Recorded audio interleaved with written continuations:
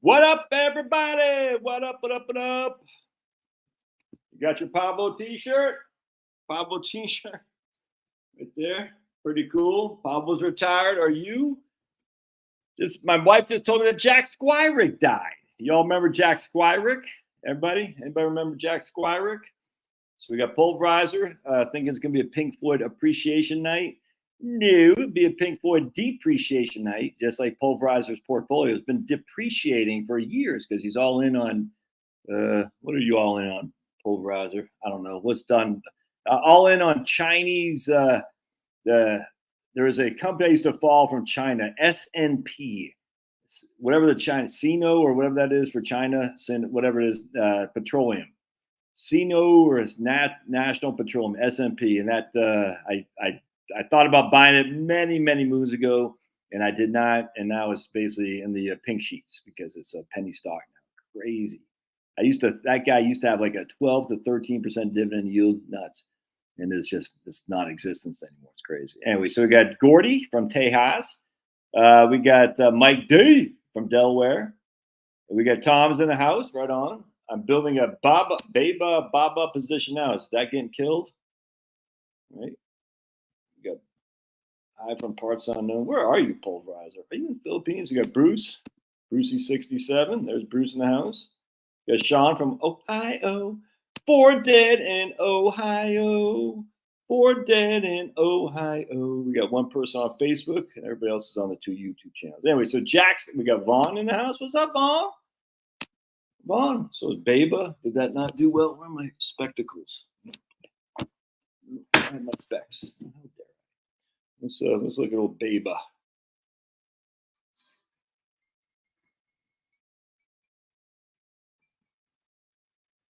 It's a old English ska band called Bad Manners. I forgot about that band actually. All right, so let's look at Baba. Baba O'Reilly. Teenage Wasteland. Teenage Wasteland. Baba has got that 316 back in 2020, and now it's at 73. So it's getting hammered. But Baba has only got a PE ratio of 10, not too shabby. So PE ratio is low, if you can trust that. And isn't that a Chinese company? All right, so who remembers Jack Squirick? Alibaba. Okay, gotcha. Virginia's in the house. That's kind of weird, John. John says he loves watching me. That's kind of, what's the word I'm looking for? Fruity, if you know what I'm saying. Kind of fruity. John, I might be interested if I went that way. I might say, yeah, I'm open up to experimentation, but I don't really go that way, dude. Sorry, man. It kind of just, maybe one of these days I'll be open to experimentation. But for right now, I just like the ladies. I'm not clicking there. Wait a second. There we go. Michelle from Massachusetts. Where in Massachusetts are you? You don't have to tell me exactly, but around where. Paul Weathers from Virginia. All right. Marie's getting snow there in PA. Right on. Boss Tweed's in the house. Look at him. Look at Boss Tweed. He ain't playing. He's trying to freaking kick people out of their houses. We got Maryland Mike. I presume Maryland Mike's from Virginia. Fort Lauderdale. My wife did not work and she get Medicare at 65. Yes, I think. I haven't heard she wouldn't be able to. Is John a dude? Says he's a dude. Nothing fruity here, says John. Ooh, yeah. John said he likes watching me go to the bathroom. He meant to add go to the bathroom. I just hope you got your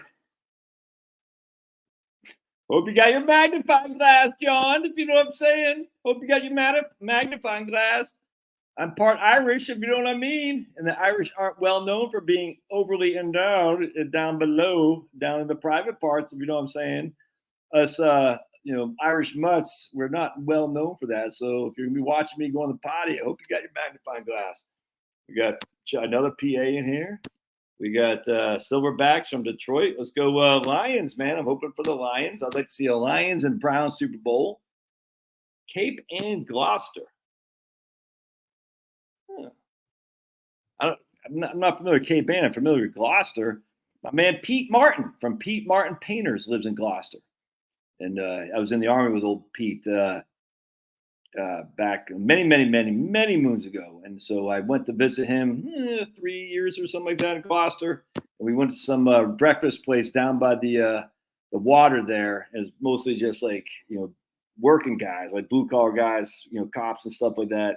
And they had this kick ass cinnamon roll. It was so good, man. Oh my goodness. Oh, so good. Yeah, Jack Squirick. I can't show the video, I imagine, but he had that touchdown. So what happened was the Raiders were playing the Redskins in Super Bowl 18, if memory serves. And I remember I was at my Uncle Charlie's house when the Raiders were playing the Redskins in the regular season. And they had this play to Joe Washington that basically ended the game. And I was such a huge Raiders fan. I was like, wasn't quite in tears, but I was really upset. I was 13 years old, something like that. I'll never forget that. I was watching that at Uncle Charlie's house. I said, anyway, they had a screen pass to Joe Washington. I think he ripped off like 70 yards, and the Redskins won. Anyway, so what happened is that the Raiders were up 14-3. Remember, the Redskins, I think, only lost one game that year. They were like just prolific offense. Art Monk. That was before they had Gary Clark, I think. But anyway, they just I can't remember who the other wide receiver was, but I can't remember. Anyway, and they were just John Riggins, whatnot. They had just beaten Dolphins the previous year in the Super Bowl, and so the Redskins were pretty heavy favorites. If memory serves, I think the Raiders, was it the Raiders? Were they the wild card? No, was that 1980? I can't remember. But I can't remember when they won the Super Bowl against the Eagles. One of those years, they won three games, the first wild card team to go to the Super Bowl. I can't remember if it was 83 or 80. I just can't remember. But anyway, so the Raiders are up 14-3. There's like 12 seconds left at the end of the half. And the Redskins had their ball deep in their own territory, at their own 12-yard line. And you're thinking they're just going to run out the clock. Regroup, only down by 11. They get a prolific offense. You know what I'm saying? And then and they tried that same screenplay. I just read right now that I didn't know this, but the Raiders defensive or maybe linebacker coach says, look, if Joe Washington scurries out to the flank there, just cover him because he's going to try to get screen pass. And that's exactly what happened to the Redskins and Raiders in the regular season. And so Joe Theismann just kind of threw up this duck, thinking that Joe Washington would be wide open and would be able to take it, just have incredible yards like half in the regular season. Jack Squirick, who's a reserve, he never really started many games or anything. He comes in there, grabs this touchdown. He grabs the interception, runs into touchdown, raises the ball over his head, and that was on Sports Illustrated. That was like, dude, I'm such a big Raiders fan, man. I used to love the Raiders so much. That was like the best thing ever. It was so freaking awesome. So the Raiders won the Super Bowl in 1977, and they beat the Vikings 32-14. That was in Super Bowl 6? Or was that Super Bowl 7? I think it was Super Bowl 6. Was it? No. I can't remember. Super Bowl 11. That's the Super Bowl 11. That's what it was. Super Bowl 11. 1976, Super Bowl 11. And then the Raiders won again in 1981, the 80 season. With Jim Plunkett as a quarterback. They beat the Eagles 27-10, if memory serves, where Harvey Martin had 3 interceptions in one game. And then they won against the Redskins in Super Bowl 18. Yeah, so Super Bowl 18. And that's a time when Marcus Allen had that freaking run where he went this way and they turned around and just, man, it was. And after that, so I was still living in Maine at that point. And after that, when I moved down to D.C., DC, it was just, that was in the midst of the Redskins, just freaking everything. And they had Redskin trash cans, for instance, in the streets of DC. They literally, you go down South Capitol Street and there'd be like these Redskin trash cans as you're going to RFK. It was freaking it was cool, man. And I like the Redskins, man. I started liking the Redskins. It's crazy. And they had, they brought on Doug Williams and they had Mark Rippon. And they just so Joe Theismann broke his leg. Lawrence Taylor broke his leg in a Monday night game. Just a horrible thing. And I think after that, I can't remember. But they had the strike season where they brought on Doug Williams, and that was when they beat the Broncos. I forgot what the score was. I almost want to say 45-10, but I don't quote me on that. It was fantastic. So I actually went to the parade down in D.C. The Redskins, and believe it or not, my wife was down there too. Even though I lived in Maryland and she lived in Virginia at that point, I didn't see her there. I mean, I've seen her. I didn't know her, but We're both at the same parade. How ironic is that?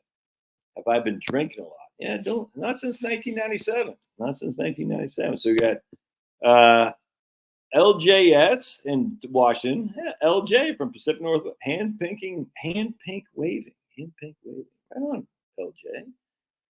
We got did we miss some people in here? We're talking about Detroit. We got Minnesota in the house. North Pole, Alaska. Well, are you for real? North Pole, Alaska? Hope the pack. We got down in the Philippines. Look at CB in the Philippines. He's not getting snow out there. I forgot your name, brother. Northern Capitan from Maine.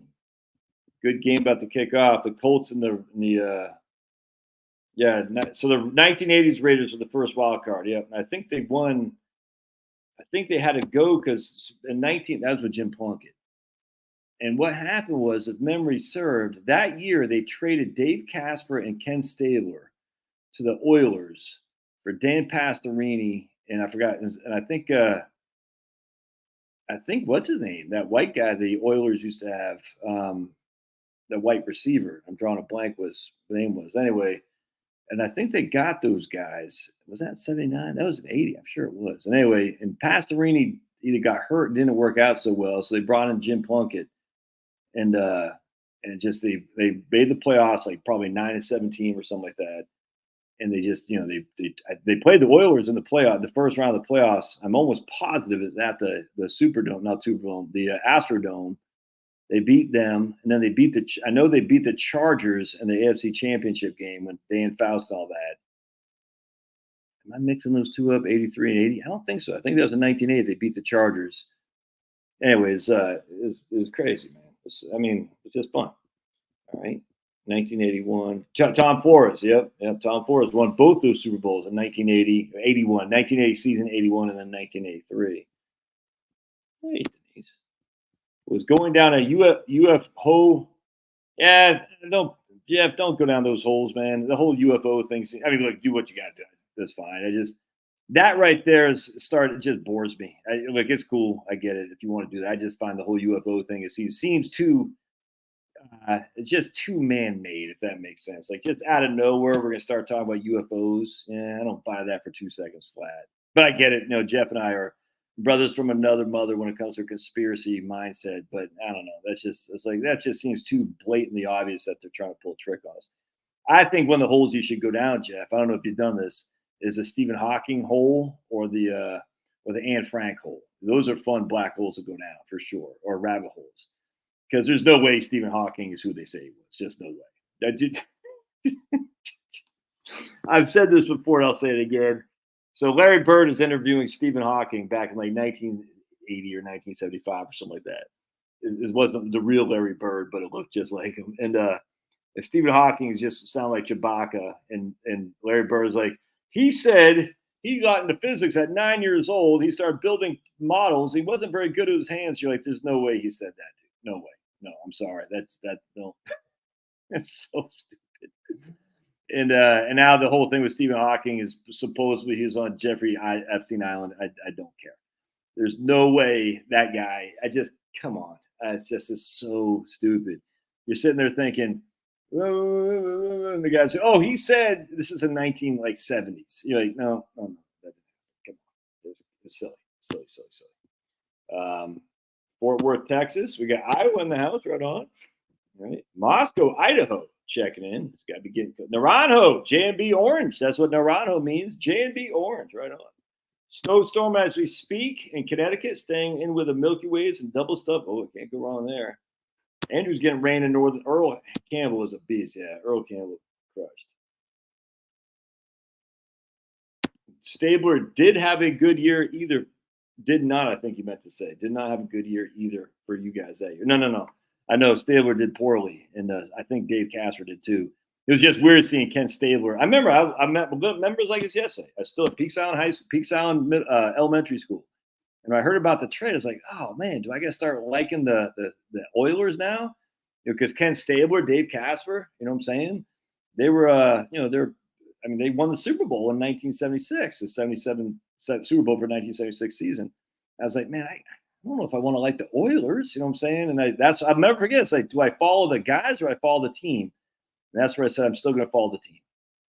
So I still follow the Raiders, and I wish Kent Stabler well. But then when we play the Raiders or the Oilers, it's like, oh, I don't want to root against Kent Stabler, but I remember I kind of felt I had to. It was crazy, and it was just kind of fun because that was the first time that ever happened. I was like, do I go with the guys or go with the team?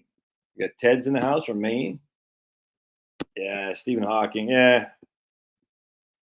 Have you showed Pablo? I have not. Don's in Michigan.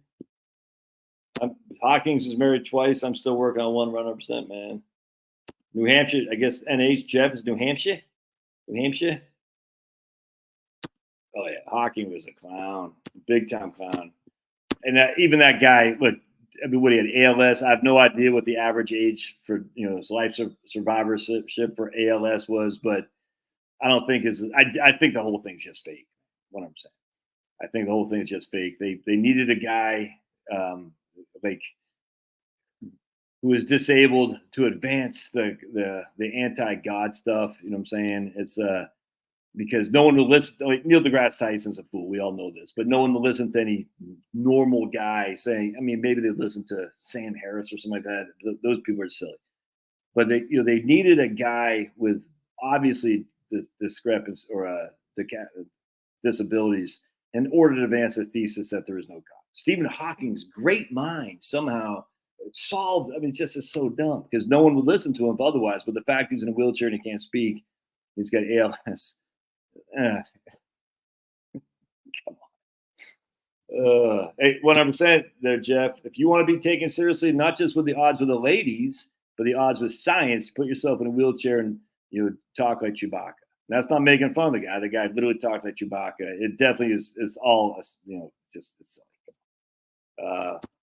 Epstein was a Mossad run blackmail. Oh, 100%. People denied that. I mean, would people deny that? Do I always fart on live stream? I don't fart. I don't know what you're talking about. We got Tallahassee, Florida. We got Maryland in the house. Thanks, little brother Josh, for the tithing input. Fort Wayne. Oh, yeah. But they're all on the list. Pablo's on the list. Yep. Pablo. Yeah, Roanoke. Right on, man. What's going on, Roanoke? Pink Floyd did a song with Stephen. Oh, jeez. Was that with what's his name?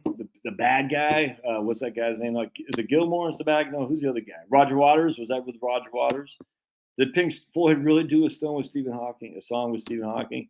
Ugh. Anyway, you should look up Anne Frank too, though. By the way, you'll be surprised at some of the inconsistencies when it comes to Anne Frank. Let's just put it that way. And there's many inconsistencies on a lot of that stuff, and I'm not going to get too much deeper into it because everyone goes crazy. But some inconsistencies, just a fact, and people can believe what they want to believe. I don't care; it doesn't matter. But lots of inconsistencies. All right, so let's appreciate y'all being here for sure. We got Texas in the house, just a guy, right on, just a guy. Bruce is in Wisconsin, and we're getting it was nice out tonight, but it was chilly, but it's not. It was cold this morning, that's for sure. Right now, here in Alpharetta, Georgia, it is. Let's see what the temp is. I guess I won't. All right, so I want to talk about an email I got from one of my clients, good guy up in Tennessee. It's 46 right now, and it feels like in Alpharetta, Georgia, 42. And the weather is going to get down to 38, and it looks like we're going to be in the 40s all week. 40s all week. All right. Let's take a look at my home state of Maine. And we'll see right now. Ooh, I saw someplace snowing. That's in Plymouth. I guess that's in Plymouth, New Hampshire. In Kennebunk, Maine, winter storm warning. All right. That's not, they're calling for snow up in Kennebunk, Maine. All right. Nice. And they'll be in the 30s, and they're going to hit 50 at one point. All right. Very good. Staying warm in Kenai, Alaska. Man. Hey, Sri Lanka, Anthony. Do I need bonds in my portfolio if I have a military pension, which will cover most of all my living expense? Current portfolios. I mean, do you need them? No, I wouldn't say you need them, but 40 years old, you got a pension.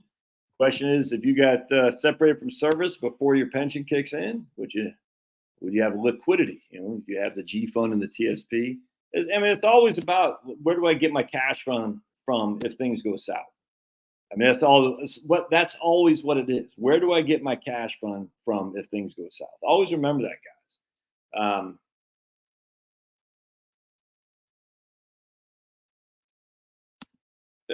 Yeah, I guess. Oh, Jeff, you're in Delaware. I kind of like Delaware, man. You live in Delaware, Jeff? I kind of like Delaware, man. Ted says that Ford has to stay highly in equities, retire from the Army, get another job, start adding to bonds. Yeah, 100% I get that too. But as always, is where is your money going to? You're in the military, not likely to get put out. But let's just say you got DWI. When I was in the Army, if you got DWI, they'd put you out. You know what I'm saying?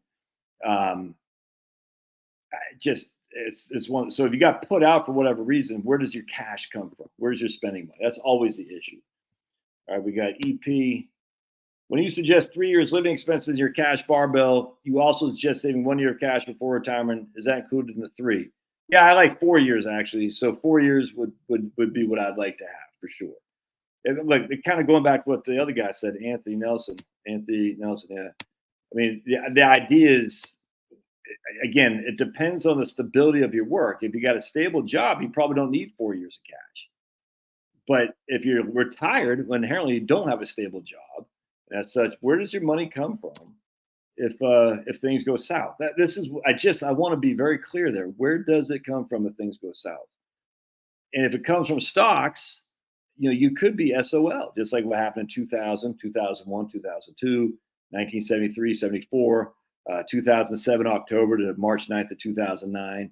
You can make a case Q4 2018, and then about 35 days. That's not enough in 2020. When the pandemic came, and then the last 2022 was bad for stocks. But those are just regular run-of-the-mill bear markets. But 2001 and 2, when it actually even went into Q1 of 2003, and that's 3 years and 3 months of a significant decline in the markets. October 1, 2007 to March 9th of 2009, a significant decline in the markets. So we want to not have to tap into those if things went south and we have no income. Thus, we want to have enough income to secure us for 4 years. Generally speaking, not all the time, but generally speaking, your stocks can come back around in 3 to 4 years. That's what happened last year, essentially. 2023, the markets basically got back to where they were at the beginning of 2022. 2001 and 2, I can't remember off the top of my head. Let's take a look, actually. Let me look at Portfolio Visualizer. And see how long it took for stocks to come back around. So we're going to go to Portfolio Visualizer. We're going to go to, actually, I got to share this with you, don't I? Yes, I do. Yes, I do. Let's share.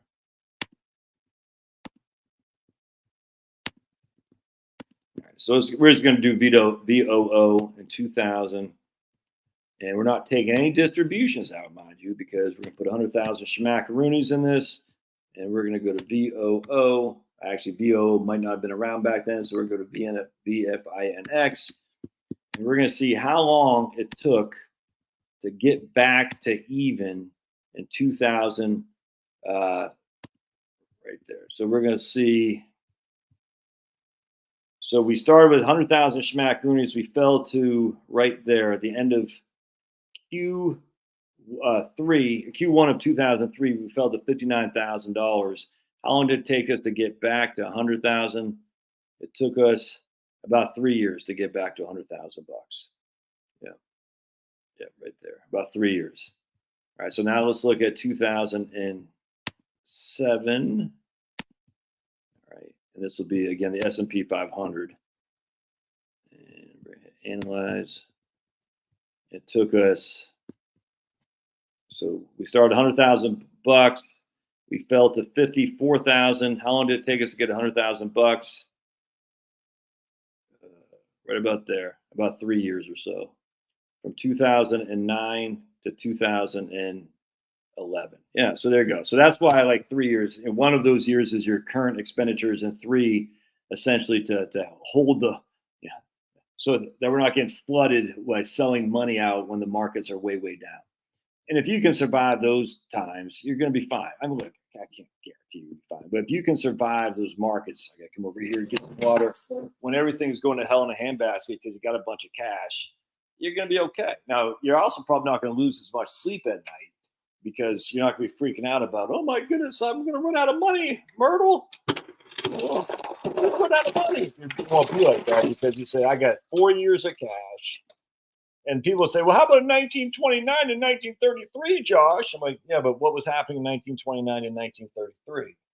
Well, the prices were going down. There's massive deflation, thus the Great Depression, because the prices were going down. And so your spending was going down with it. Again, I don't want to be in a depressionary cycle. I'd rather be in an inflationary cycle than deflationary any day of the week. But the facts were you weren't spending as much.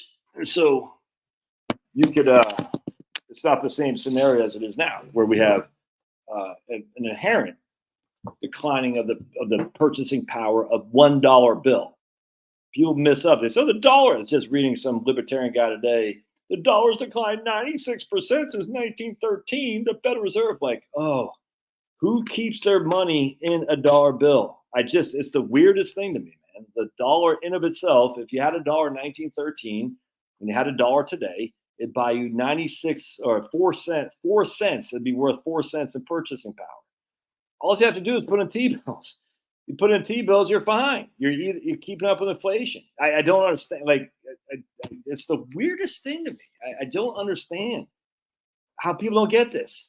Well, the purchasing power is okay, but you know what else has kept up with the purchasing power decline? Good old-fashioned T-bills. Nothing fancy there. Put in T-bills, you keep up with inflation. Oh, but don't you know? I'm like, no, I don't know. I don't know. Because if you're holding dollars and you're not investing them, that's just dumb. So you're holding dollars to do what with it? To exchange, to use as a method of exchange. And so we're not holding these dollars for long term. We're holding these dollars to buy stuff. To buy this calculator. You know what I'm saying? To buy this Georgia Tech cup here. Georgia Tech. That's what we're holding dollars for. Now we're going to save dollars and invest dollars so they can grow at the rate of inflation or higher, hopefully. But those things, if we just put them in T-bills, will keep up with inflation.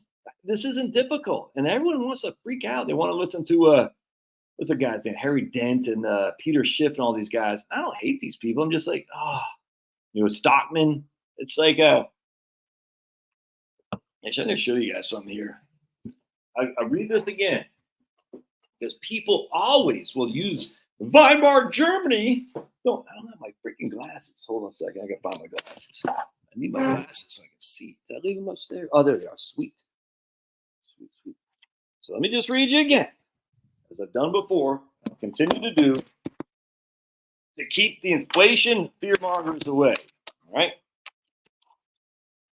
Because everyone and their mom, for some reason, the inflation fearmongers are knee deep into Bitcoin, knee deep into gold. I get no qualm with gold. People say, well, Josh, now the gold can always buy you a nice suit. I'm like, okay, if I had a $700 for a nice suit in 1950 and I invested in T-bills, I could still buy a nice suit today. I like having some gold, gold and silver, 100%. I try to buy some every year. You should too. But it's like the idea that the dollar is worth less.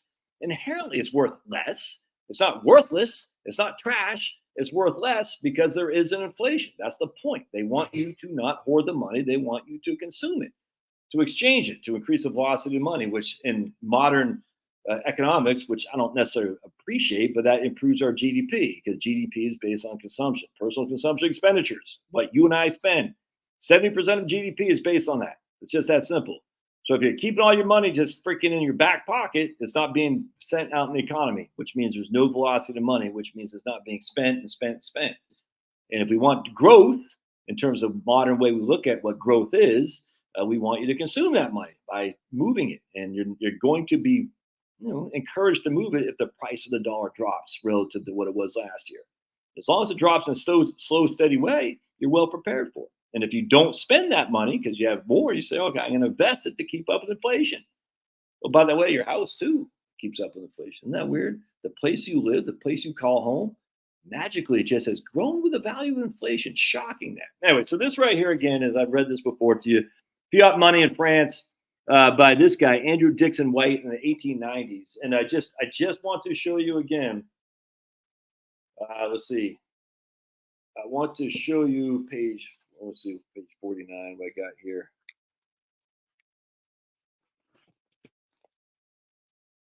All right. And the paper money of the nation, this is France during Robespierre, seemed to possess a magic power to transmute prosperity into adversity and plenty into famine. The year 1794 was exceptionally fruitful, and yet the autumn came scarcity of provisions when the winter became distressful. The reason is perfectly simple. The sequences in that whole history are absolutely logical. First, they inflated the currency and raised prices enormously. All right, so people are going to like, see, we're inflating the currency too. That's literally what they're going to glom onto. First, the assembly had inflated the currency and raised prices enormously. Next, it had been forced to establish an arbitrary maximum price for produce. Price control is what they always talk about. In fact, I was at dinner with my family tonight. We're talking about the $20 minimum wage in California, and I don't know if that's applicable to servers in restaurants or whatnot.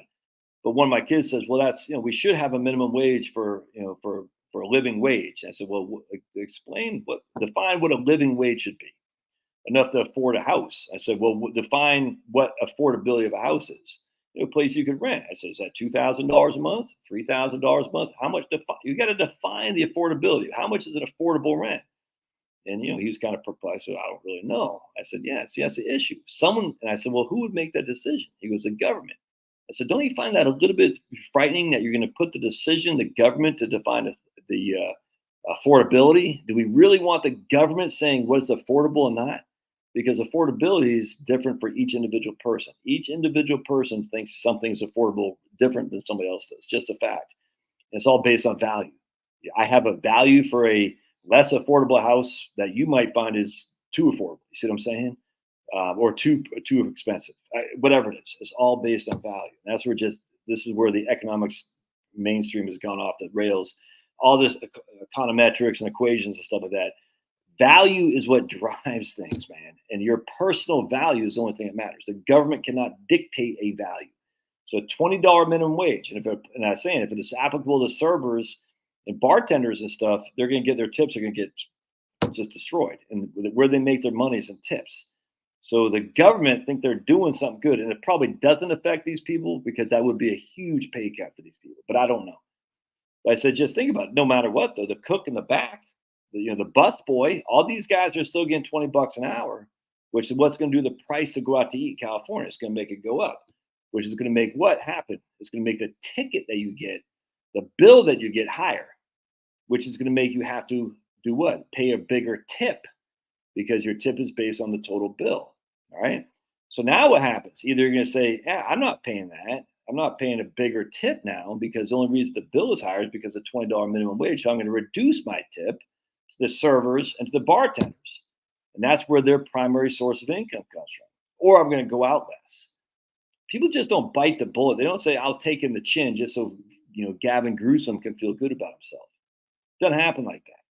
People are rational when it comes to their own personal expenditures and their value. So say, yeah, it's not as valuable to me to go out to that restaurant if it's going to cost me another $20 when before I didn't have a problem with it. Especially if I'm going to tip the service staff on the bill because I got to pay for the bus boys and the dishwashers and the cooks. We got a place in Atlanta. One of my daughters told me there's a place in Atlanta. They put a $2 surcharge, a 2% surcharge that they kind of hide in the small print. That's for health insurance for their employees. I was like, no, I don't pay health insurance for your employees. Just raise your fees, man. You know what I'm saying? But don't sit there and say, oh, look, I'm helping your employees pay health insurance. No. In fact, why would it be a percentage of the bill anyway?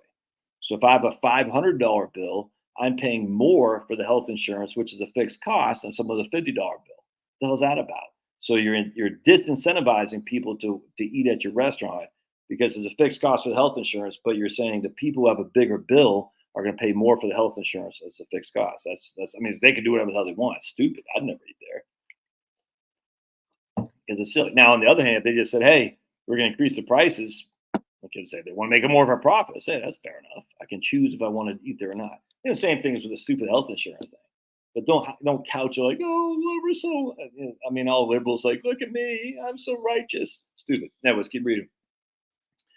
Next, it was forced to establish an arbitrary maximum price for produce, and that's what I was telling my son today. It's like, so how do you determine affordability? And let's say the government determines affordability, but let's say I, as a landlord, and you, as a tenant, say, no, we're willing to negotiate and say we're willing to pay $2,500 a month for our agreed rent, but the government price control is only $2,000 a month.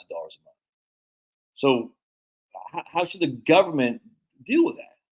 I mean, I'm willing to rent you my house for 25. You're willing to rent my house for 25, but the government says we can't do that as an adults in a free society. We can't make that trade. What the hell's that about? You know what I'm saying? That's an arbitrary price control. And what happens if we do that? That's a black market. That's an illegal activity. Us negotiating a trade is a legal activity in a price control or an arbitrary maximum price of produce. But this price, large as it seemed, soon fell below the real value of produce. Why? Because many of the farmers had to pay higher for the inputs because the cost of the dollar was, the inflation was so high that the maximum price was fixed here, but the insane amount of dollars they were printing made the inflation go way up here. So now the farmers are losing money to sell produce because the maximum price you could pay was lower than the value of it. So what did farmers do? They raised less produce or refrained from bringing what they had to market to begin with. But as is usual in such cases, the trouble was ascribed to everything rather than the real cause. And the most severe measures were established in all parts of countries to force farmers into produce and bring to the market, millers to grind, and shopkeepers to sell. It's actually interesting. They started literally jailing people for not bringing food to the market. Isn't that crazy?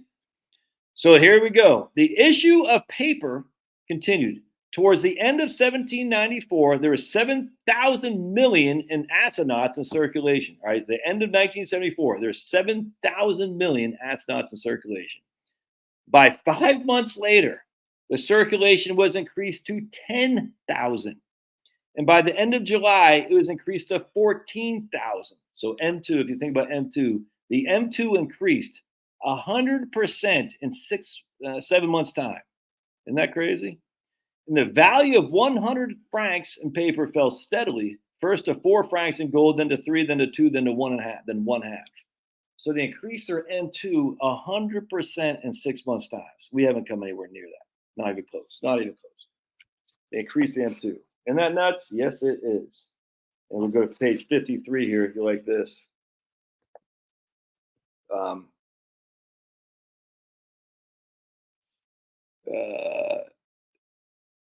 Let's see right here. Complaints were made. Right here. They're printing so much money. Right here. This is probably just gonna read this.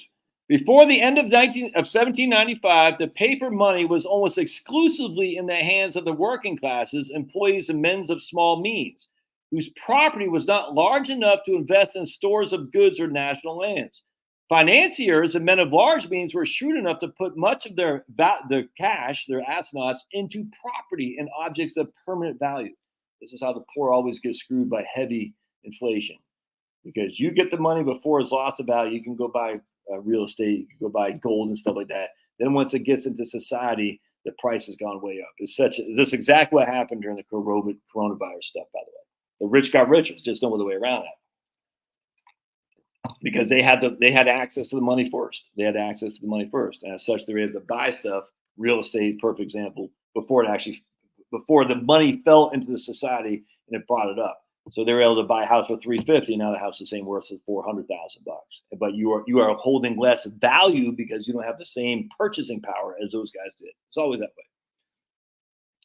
The system in finance was accompanied by a system in politics no less startling, and each system tended to aggravate the other. The wild radicals, having sent to the guillotine first all the royalists and then all the leading Republicans they could entrap, the various factions began sending each other to the same destination, Herbatists, Dantonists, and the various other factions and groups, and finally the Robespierrists followed each other in rapid succession. That's funny. Crazy. Complaints were made that the array of engravers and printers at the mint could not meet the demand for astronauts. They could only produce 60 to 70 million per day, and the government was spending 80 to 90 millions per day. 4,000 millions of francs were issued during 1 month. A little later, 3,000 millions. A little later, 4,000 millions, until they put over 35,000 millions. That is rapid, insane increase in money supply. We're not doing that. In fact, there's a graph in here. I'm not going to find it. We're just not doing that right here. So we got, you're not going to see that very well. 1790, a bushel of flour cost 40 cents. In 1795, it cost $45. 25 eggs cost 24 cents in 1790. In 1795, it cost $5. You see that? Isn't that crazy?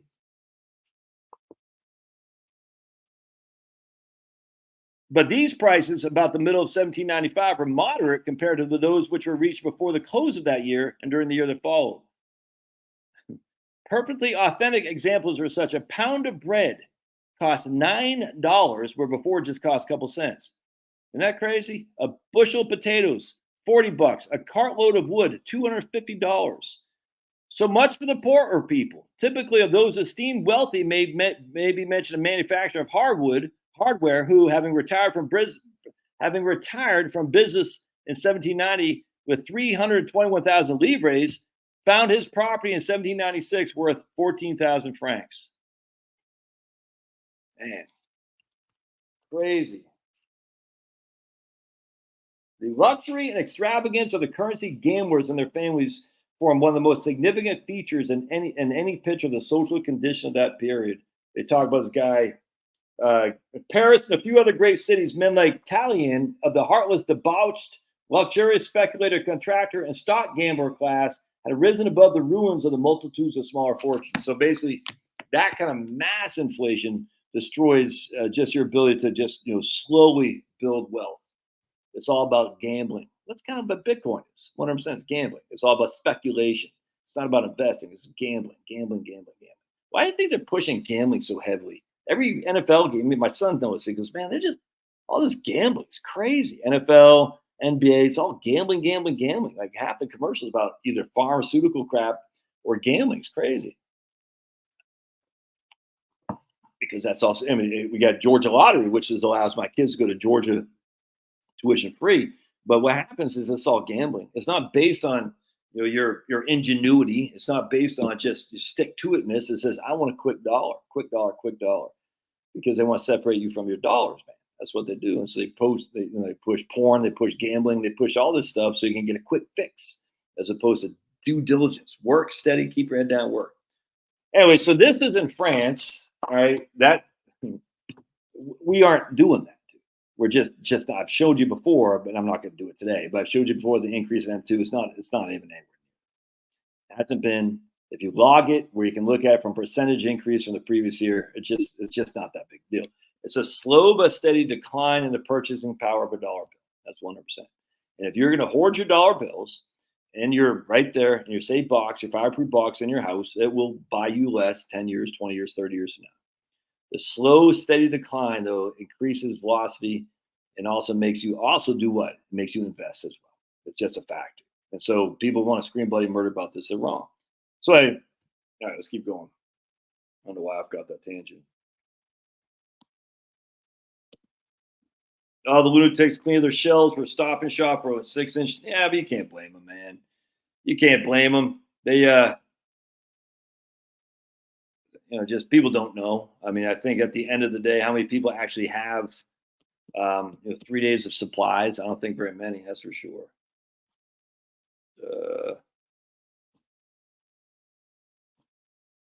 72 here in Florida, can't complain. Yeah, but wait until summertime.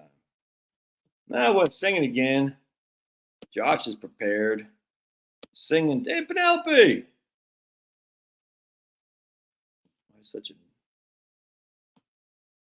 Concord, North Carolina, that's a nice town. I think Concord, North Carolina. I think I've been through there. I like that town. Yeah, 100%. Half the people in the country don't have a clue what a T-bill is, much less how to buy and sell them. You know, how to buy CDs though. I guarantee more than half the people in the United States know what a certificate of deposit is. That sucks. That's all you need to know. All right. Yeah, 100%. Once you set a value kind of like college education. Yeah, we're gonna set a value that government will guarantee. Next thing you know, all the tuition rates go up. That yeah, 100%. When he forgives 100%, Andrew, you're getting it, Mister. Plus, the amount of tip servers do not report will be gone 100%. Fast food is not a career supposed. Well, no one ever said it's supposed to be. I mean, no one ever said fast. No, that's not true. I mean, it's not a career for you. Again, it's about value, man. If someone has a value in fast food, they say, hey, it's a good. Some of those managers at these restaurants, McDonald's and whatnot, they make pretty good money, man. It's just fact. And you got to work your way up. And the business owners, they make money too. So it might not be a career for you, but no one ever said you're supposed to be a job for college kids or high school kids. It's just not true, man. But with that said, when you have a $20 minimum wage, you're going to eliminate a lot of those jobs. And a lot of these jobs are first jobs for people. Like my daughter is getting she got her paycheck the other day, and 15% was taken out for taxes, and she was freaking pissed. I said, "There's your Democrats code. Don't vote for the Democrats because they want to take more of that." She lost 15%. That includes FICA tax too, by the way. Now remember, FICA tax comes right off the top, man. Comes right off the top. You know what I'm saying? It's not a deductible. It's not deductible. So if you make $100,000, you pay $7,650 in FICA, you're still taxed on $100,000. Y'all know that, right? So if your gross income is 100, all right, you're paying 7.65 to FICA, 7,650. Your net income is only whatever that is, 93,000, 92,000, something like that. But your taxable income, this is before standard deductions and all that, is still $100,000. Y'all know that. FICA tax, it reduces your take home, but it doesn't reduce your taxable income. Isn't that crazy?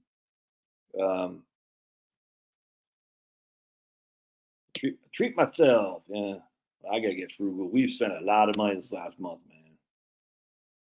Fast food was never meant to be. Here we go again. Why are we all saying that? Why does everyone keep saying that? It was never meant to be a career for who? I mean, for you, but there are people who make a career out of fast food, and again, it's kind of completely up to them. Don't take the job if it doesn't pay. 100%. That's exactly right. It's like, look, I give you a service, you give me a labor, a price. If I don't like your price, I take my service someplace else. It's the basic of free markets, man. If I don't like it, I don't have to buy it, or I don't have to sell you my labor. If you don't like it, you don't have to. We don't have to negotiate. It's just that simple.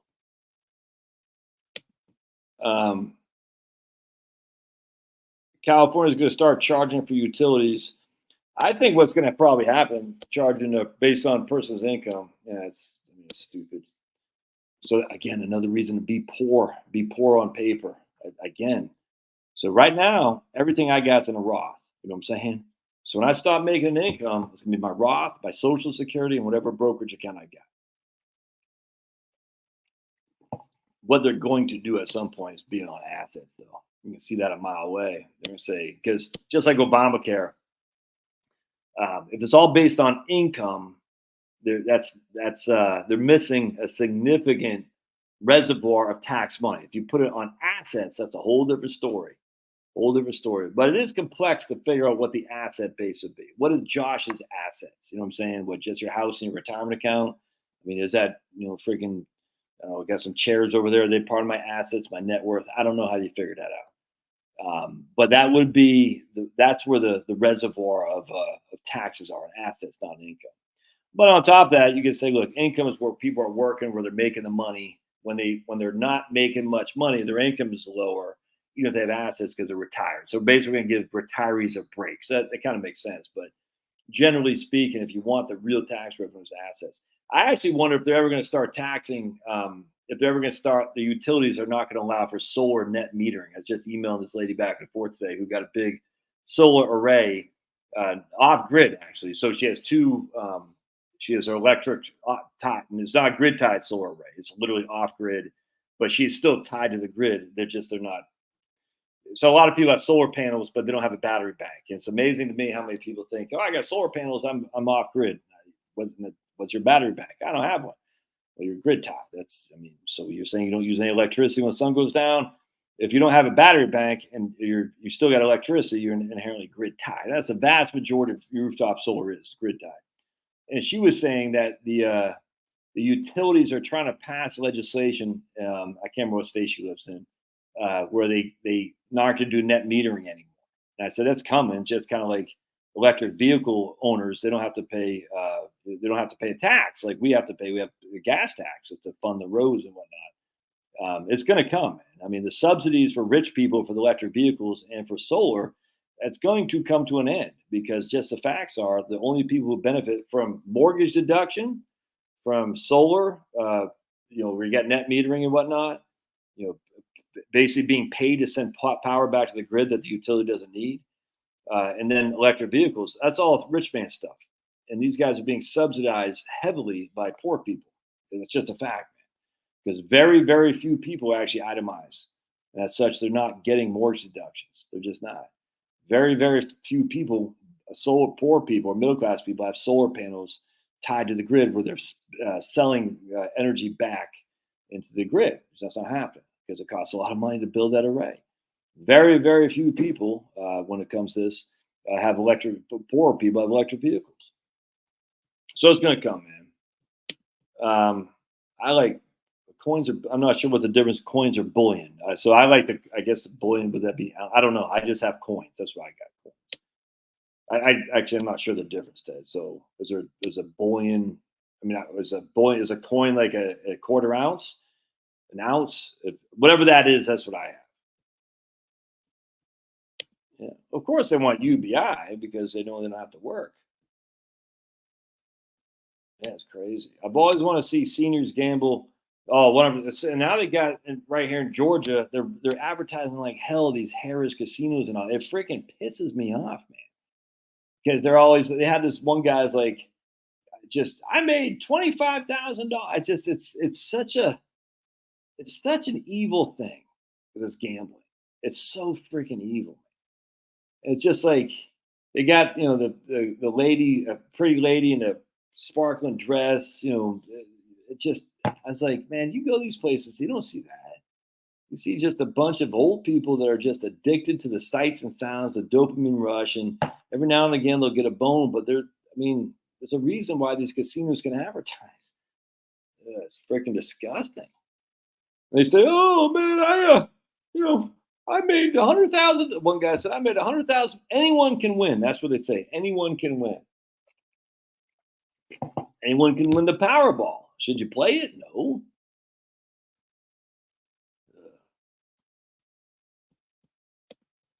Love hearing you out here in San Francisco. Well, sorry about the poops out there, John Evans. Sorry you're living in San Francisco. That sounds like hell on earth to me. But teach his own. Teach his own. It's all good. All good.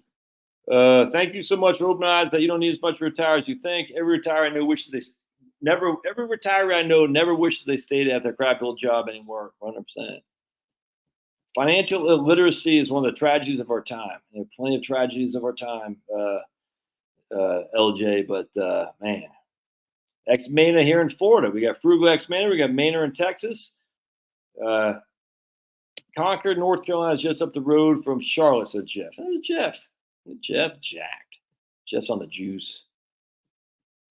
Old coins have the collectability factor. Oh, there you go. I'm ready with Patriot Meals and Water Machine. All right. Well, you gotta have some freeze-dried stuff. Some of my best investments been my freeze-dried stuff, that's for sure. You see all back in there. Lots of freeze-dried stuff. We got some coffee. I even got, you're not gonna be able to see it, even got some alcohol there. Back that I don't drink. Charlotte don't drink, but just keep some alcohol just in case, because alcohol will be a seller. That's for sure. And I even got some coffee, and I don't even drink caffeine anymore. But so I store some coffee, store some alcohol, store some food. So I even got some coffee stored in there. I'm running low on my meat though. That's for sure. But yeah, we definitely keep our cans of stuff just in case. So you can see we got lots of. So you can't really see it down there. All that's my storage for if things go south. Because if you don't have 3 days, well, you're in a world of hurt. But I would say you really need 3 months. If the grid goes down more than 3 months, we're all screwed. That's all there's to it. So people say, well, I got a year's supply of food and I got a rifle and a shotgun. I tell you, man, that's fine. But if the grid goes down more than 3 months, it's lights out. I don't expect that to happen at all. But, things do happen. I just don't expect it. But if it were to happen, you're going to want some food. But trust me, month 4, who you thought was your friends in your neighborhood, when they're running out of food, they're going to be on you like white on. So it's just a fact. I got a generator. Oh yeah, you think they don't hear that generator? You don't think they hear that generator? You don't think they see your lights that are on? I mean, come on, man. It's all these people are kind of like this fantasy land of I'm prepared for the dooms. Like that stupid new movie that Obama's produced. That was just some new movie with what the hell with Julia Roberts? I forgot what it's called. Like all these guys like I'm ready, I'm prepared. Like yeah, you'll be prepared, and you're gonna be overrun. That's just a fact. You'll be overrun. I got an AR-15 and I got 50 cal. And guess what? You're just one, and there's been many hungry people desperate are going to do a lot of damage. I just don't expect that to happen. I just don't. I've come to like the system, frankly. I almost did a video on that today. I was just yapping. I've come to appreciate the system. I say like it. I certainly don't like the idiot in charge and all these woke idiots, but I've come to appreciate the system. When you think about the fragility of our system, you know what I'm saying, in terms of just flushing your toilet, the water treatment plants and all that. No, I don't like the fluoride. And, there's got some fluoride in this water. It's evil. It's sickening. We should never have fluoride in the water. It's dumb. But be it as it may, we do, and we're survived to tell the tale. I think it does hurt you in the long run for sure. But anyway, be it as it may, it is what it is, man. You know what I'm saying? We got the trash people come by every week. They take it to the landfill. You know what I'm saying? We got the lights that are turned on. Every now and again, the lights will go out for a couple of days, and the freaking hero linemen will get out there in the middle of the wintertime, freezing their tushes off, and get it back on. It's amazing how fragile our society is and how easily removed we've become from it. You know what I'm saying? The fragility of it. And I'm just driving down the street. I'm just looking at all these stores. You know what I'm saying? They all got the lights on. The roads are fine. By and large, the police up the idiots. You know what I'm saying? We have our private property rights that are backed up by a government. All these anarchist people are like, oh, man, we don't need a government. Well, how are you going to defend your private property? The community will. How? We'll get a police force. Okay, so there's a government, essentially. You know what I'm saying? Because if you don't have some kind of source to hold back the freaking idiots that want to take over your property, guess what? Your property is going to go away. It's just a fact, man. They're going to take it from you. So all these people are like, oh, I don't need a government. Okay, then what? How's your contract enforced? By just being a man. Okay, and what one guy says, yeah, I'm not going to enforce a contract. I'm going to take your house by force. What do? Well, round up the posse. We'll take that guy out. Oh, so basically you're creating a police force, right? And what if the posse rounds up against you? By the way, well, if the posse says, no, I'm coming against you. You see what I'm saying? Then what happens? Well, then you're on the guillotine. That's what happened in France. And just like I said in France in this book right here, which you should get, it's a wonderful thing. You can see the scourges. Then one team won and then they lost. Another team won and then they lost. They're on the guillotine. And it couldn't happen to a better bunch of people. And then what happened? Napoleon came in because the French people said, this is nuts. We can't have this anarchy. We got to have a strong government, central government, or a strong governor, if you will, to police up this crap. This is insane. You know what I'm saying? And of course, Napoleon was silly too, but be it as it may, I'm kind of digging the system as it is. I really do believe the idea, I think the system encourages people to be afraid, of the Nazis and the Trump campaign, of the Palestine, the Hamas, they're going to come over here, of this, that, and the other, as a way to just keep you just want you just stressed. I think there's a stress that allows them to stay in charge by that. And I think if you just looked around a little bit, said, something, life is pretty doggone good. We have it pretty doggone good here in the United States compared to what was before. Theoretically in Valley Forge, I know Idiot was there today, but Valley Forge, when those people were marching in the winter without shoes on. And I'm not sure I buy that, but be it as it may, we're not, that was only a couple hundred years ago. You know what I'm saying? That people are marching without shoes on in the middle of winter with no structure. They literally fled Philadelphia. They went to Valley Forge. They didn't have any tools to build any shelters or anything like that. And then some of these guys had no shoes on and bare feet. I don't buy that, to be perfectly honest. I think that sounds fanciful. But actually, I was reading a book a couple months ago about Benedict Arnold, who I'm a fan of, and his travails to attack Quebec on behalf of George Washington. And same kind of thing. They're going through Maine in the middle of the wintertime. Some of these guys have no shoes on. They have no shelters. They're going up these mountains. I don't buy it for 2 seconds flat, that they did that. I just don't. But they're stronger back then. I don't think so at all. I think there's a lot of that's fanciful. It's just rumors passed out. But that's the way, though. I like waking up having electricity. I like waking up and having heat. I like waking up and getting coffee. I like having a hot shower. You know what I'm saying? I like being able to send my kids to a place where they're going to be safe for schooling, for work, and whatnot. Well, how about the Iowa school shooting? Oh, dude, we got 50 million people in the United States now. 350. There's always going to be a couple clowns. You take away the urban areas of about 7 cities in the U.S., Chicago being one, probably Atlanta being another, and we are a very, very peaceful society. It's just a fact. There's a little bit of property crime, a little bit of idiots, just brawling when they get drunk. We're a very, very peaceful society. And the reason we are is because we're good people, but also because we have a good structure that says if you get too heavy out of line, you're going to face some time. Actually, I got no problem with that.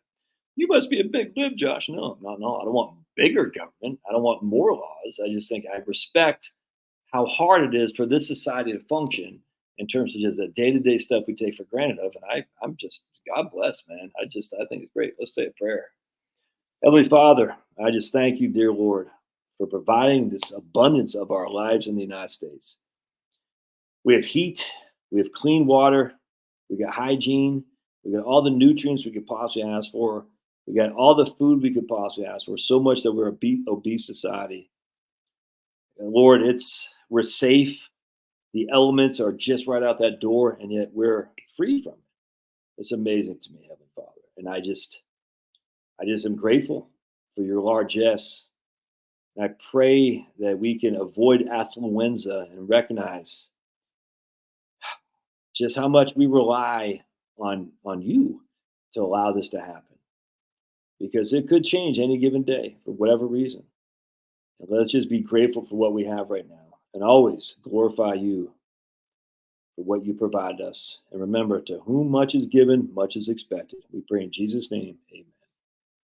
Always got to thank the good Lord, because if loving the Lord is wrong, I don't want to be right. All right, so I do want to talk about, I want to come over here now and talk about portfolio. Oops, I got to erase this. Hold on a second. Because I had this email. Yeah, 9 o'clock. Perfect. All right, so let me just erase this. Hold on just a second. And the email, hold on.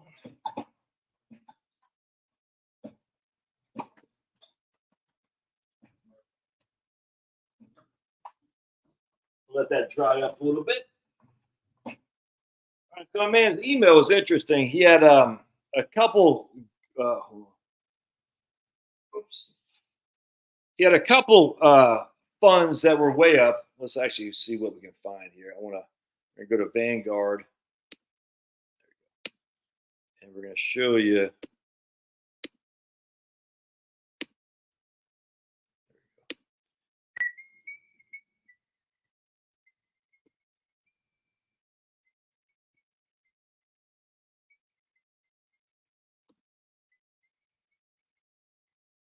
He had VGT,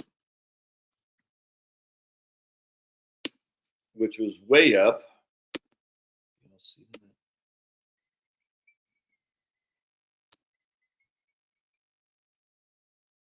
And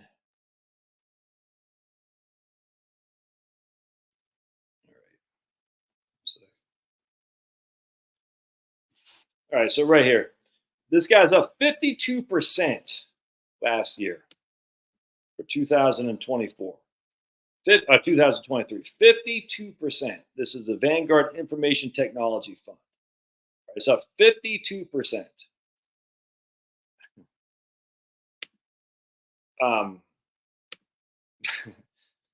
right, now, if you look now in 2022, it got hammered, but look at the 5-year return, average 25% over 5 years.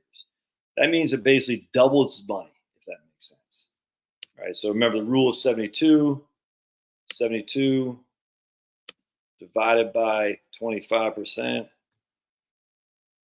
Double, it was almost, look at that, it almost tripled its money, or whatever that is. So you have $100,000 in there, it'd be worth $288,000 by now. It almost tripled its money. All right, so that's a very look at this guy. 10 years, average 19.66. So that's a Vanguard Information Technology Fund. Right? Now let's look at, we're going to look at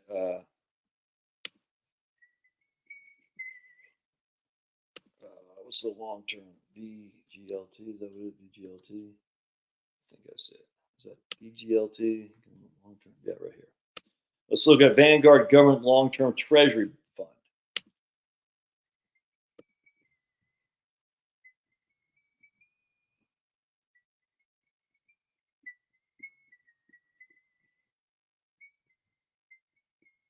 Look at that.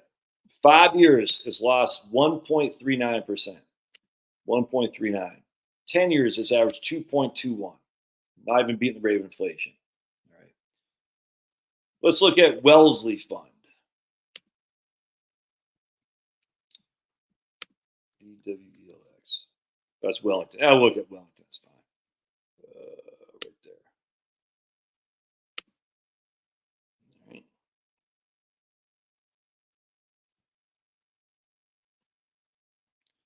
So Wellington was up 14.33% last year. Not bad.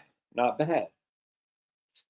Now it's only averaged 9.58 over 10 years. Again, not bad. Not bad is what some people say. All right, so there we go. And then lastly, we'll look up Wellesley Fund. V-Winks. Oops. There we go. V-Winks.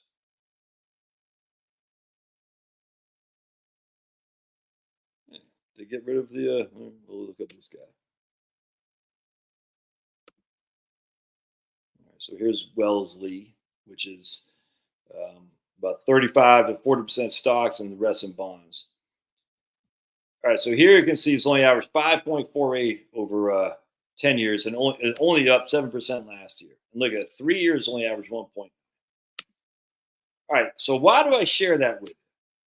Because my man said, these other funds have done great. VGT, and then he had VU. Oh, I didn't show you V. Hold on a second. V. Okay, there we go. I wanted to show. I got to show you one other.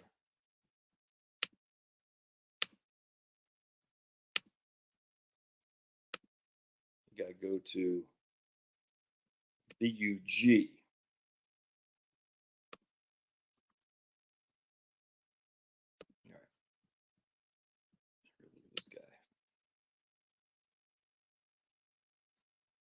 All right, so the Vanguard Large Cap Growth Fund, the ETF, I should say. And again, look at that. 46% over 1 year, 5 years, 19%. We're going to look at one other one here. Let's look at VTV.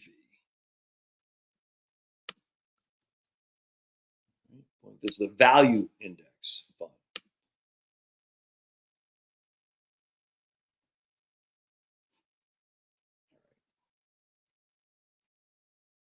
And so that guy was only up 9% last year, but the other one was up 45%. It's only up 11% for 5 years, but the other one's up 19. All right, so the point about, what is the point about this?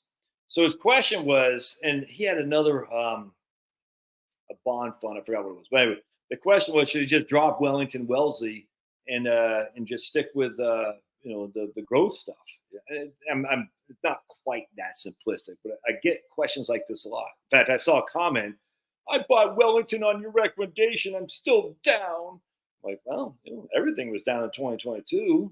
That's just a fact, dude. And after 2023, everything is back basically par. Not quite there for some things, but roughly back to where we were in 2020 at the end of 2021. It's just the nature of the bear market we had in 2022. But I didn't tell you to buy it. I've never told you to buy it. But we know that the growth stuff, if you've held it for this long, is just torn it up. We know that the bond stuff, if you've held it for this long, has not. So let's go into this. I want to show you something here. So we started with $100,000 in both. All right, so we got, what the hell is that called? It's VGT. And then we're going to go VGLT. All right, so this is the bonds, and this is the stocks. I hope y'all can sure y'all can hear me. All right, so we got stocks, growth stocks, and long-term bonds. I want to use this for an example because this will epitomize where I'm going with this. After, I can't remember what it did. I'm just going to make up a number. So there's 100,000, 100,000. Actually, I'm not going to make up a number. I'm going to actually get the data. Hold on just a second.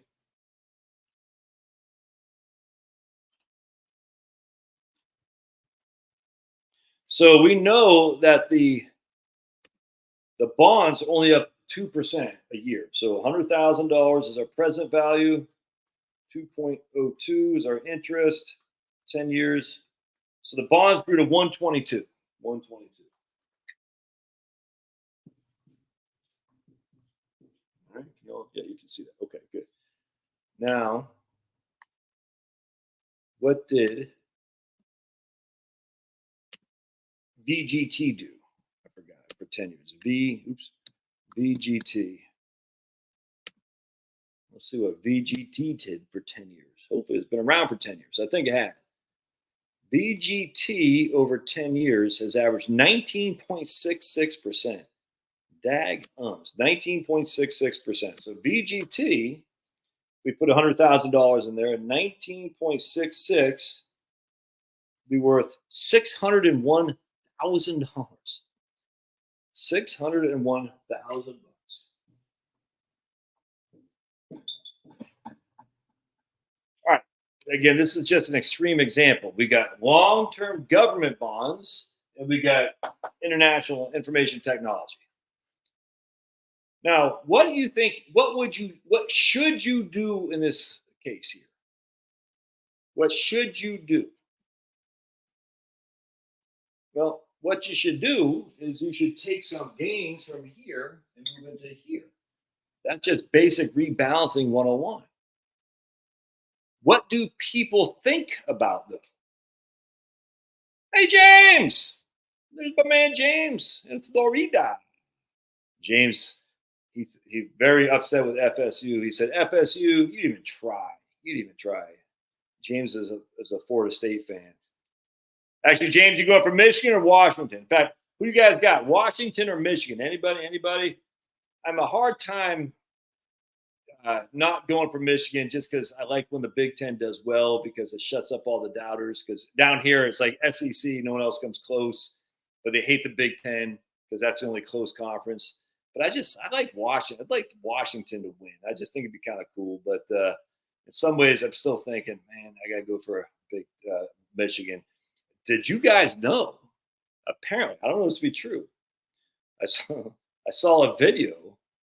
We're going to potentially have our first white cornerback since Jason Sehorn. I guess a guy from USF, so it's University of South Florida, St. James. I guess we got some guy from Iowa who's a white cornerback who's a pretty highly looked at. So he could be a high round draft pick. I said, wow. I'm sure they're going to make him a safety, you know what I'm saying? Because you can't have a white cornerback in the NFL. That's crazy.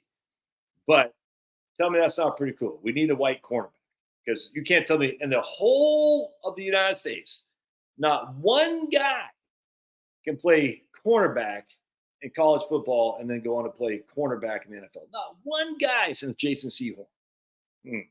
Interesting. You can't tell me that's the case. And you're going to tell me there's no discrimination? You know for a fact there's discrimination.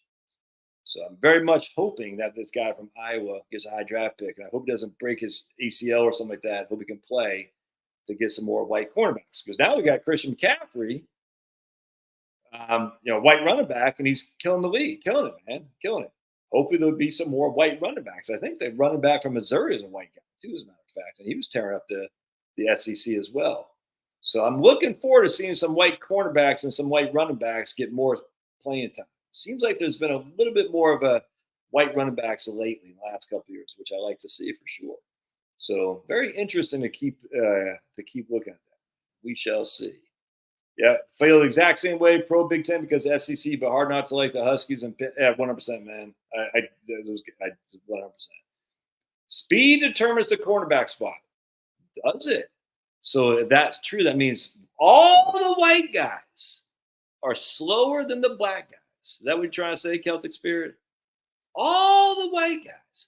It's weird, too, because they said that about wide receiver as well. What determines wide receiver? Speed? Or the ability to catch the ball? Or the ability to get open? The NFL is definitely written, no question. So if speed doesn't determine the wide receiver spot, right? Why would it determine the cornerback? So they keep up with a safety or a receiver going to the flag? Back to the beach, says Gary Fitty Fitty. Right on. It's not just speed. White man can't jump either. Exactly. White man can't jump. It's not just speed. It's absolutely not. It's the ability to maintain coverage, to make a tackle. You know what I'm saying? Especially when how many plays are just a straight to the flag? Very, very few. Run good routes and hands. 100%, James. So, have you guys been following football lately? How many drops there have been? It's nuts to me. I'm like, what is happening? I don't know if it's the gloves they wear. Yeah, you do have these highlight things, but they've been, hey, Jill, we went to church, the record store, and had some dinner out. Right on. You and old Carol there? Right on, Jill. How many freaking drops they've made in the NFL? It's crazy. I'm like, dude, like I was watching a Falcons game. I think they were playing the Vikings. They had a chance to put them away. And they had quickness, exactly. Quickness, 100%. Same with the quarterback. Speed is one of many factors, is quickness. What they used to say, the whites can't swing their hips as well. But anyway, you gotta be route running. Yep. Looks like you and I and James, the only people that care about this. I don't care, man. I've been waiting for a white cornerback for years. I said, until we get a white cornerback, it's just pure discrimination. And because Jason Sehorn did great that last year he played, man. He was all pro. And then somehow after that, he got burnt by Brandon Stokely against the Ravens, who's a white guy. And after that, they said, oh, can't have a white cornerback because they're too slow. I said, really? Crazy. Anyway, so Celtic Spirit, you got to go back to Ireland, man, because speed is a lot more than speed. This is the whole thing that always cracks me up, too. Like Tyreek Hill, who can keep up with him? That's why I have a safety. You know what I'm saying? How many times has Tyreek Hill beaten you long? Not very much. Remember Cooper Kupp against the Buccaneers. He's not the fastest guy, but he went long. I mean, how many slow guys go deep and make Cooper Kupp? Remember that? Why would Oh, yeah, right here is what they always say. Why would they discriminate against white quarterbacks? They don't even make it to big college football, Otter's Corner. How are you not seeing this? They're discriminated easily well before that time. They're discriminated against high schools and colleges. That's just a fact. Was he a corner? Was he a corner, my man Noah? I don't think he's a cornerback, is he? I don't think that's the same. I don't think that's like, is it? Because I know my wife was just talking about a white guy named Noah. You know what I'm saying? We got to be careful what you say on YouTube.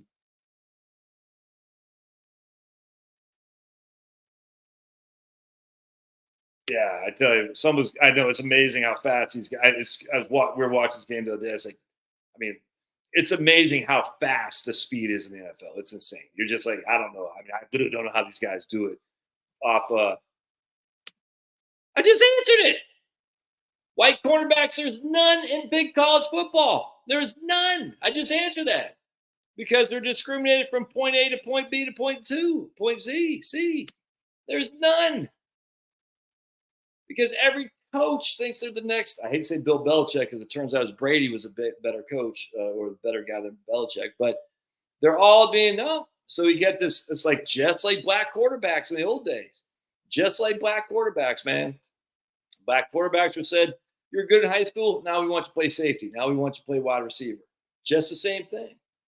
And then we had Steve McNair, but Warren Moon, you know what I'm saying, broke the mold. Warren Moon was just freaking insane. They said, maybe these guys can play. You know, we had James Harris back in the old days. I grant you. I mean, we had Vince Evans from USC, but a lot of these guys. Then we had the guys from Oklahoma, J.C. Watts, Turner Gill, but they weren't really the true drop back quarterbacks.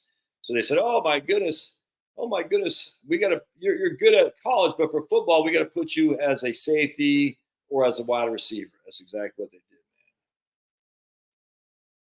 did. Patriots blow new regime 100%, man. 100%. Why wasn't Mark Cuban trying to get Asian women on the Mavs for diversity? Well, because he probably has them at Epstein Island, Jill. Yeah, he's already got. You're a slow linebacker in high school. I hated playing football. I hated getting hit. I hated it. Parents don't push their kids to be cornerbacks. Maybe. Definitely seen a lot more white guys in the NFL lately in terms on defense. It's kind of interesting. The Falcons got their two interior linebackers are both white guys, and the Steelers got a couple white guys on D2. I know they got T.J. Watt, so it's and it just a whole kind of going back to the Jack Squirick thing. So I was watching Jack Squirick, the highlights in the Redskins Raiders Super Bowl in 1983. And you're looking at that, they had Lyle Zato, Matt Millen, what's that clown's name? Howie, whatever his name is, Howie Mandel. What the hell's Howie's name? I can't remember. What the hell's that guy's name? You know what I'm talking about. Warren Moon I don't know that.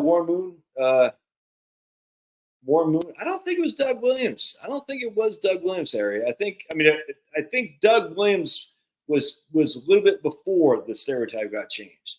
Remember, Doug Williams was for Tampa Bay Buccaneers, and then he went to the USFL, and he was always, he went to Grambling. Doug Williams did, Grambling, but he didn't change it yet. I mean, they saw, and they gave probably because of him, they gave more blacks a chance to play quarterback, Warren Moon, whatnot.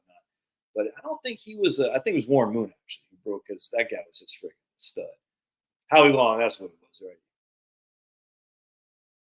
You get placed at a young age, and then standouts are again placed at safety position in college. Not a big deal, but the best team wins games, especially defense. Main champion teams have very few. Yeah, RG. That's what they're saying about. I just watched them RG3. They wanted him to play, I think, wide receiver. Anyways, just playing, reading back because remember the Raiders had Van McElroy and the safety. They had Lester Haynes and Mike Haynes on the corners right there. They had, but their defense was probably half white, if not even more. It's crazy. Moon was one of the first. Well, he wasn't one of the first quarterbacks, but black quarterbacks certainly one of the first. I think that really got street cred.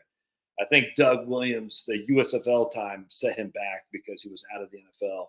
I always loved Doug. I loved Doug Williams when he played for Tampa Bay. With the creamsicle, the gay pirate, their helmets, which I loved. Was Tampa Bay. I always thought Doug Williams because he's a dark black guy with his freaking orange uniform. I just thought he just looked good in a Tampa Bay Buccaneers uniform, number 12, when they lost to the Rams 9-0 in the NFC hockey in the NFC Championship. Watch hockey games. If they're short, not so short. I remember there's a couple of short guys in hockey that didn't seem to get much of a chance. I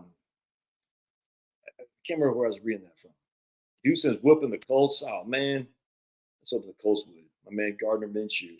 Jill, you don't follow the Colts?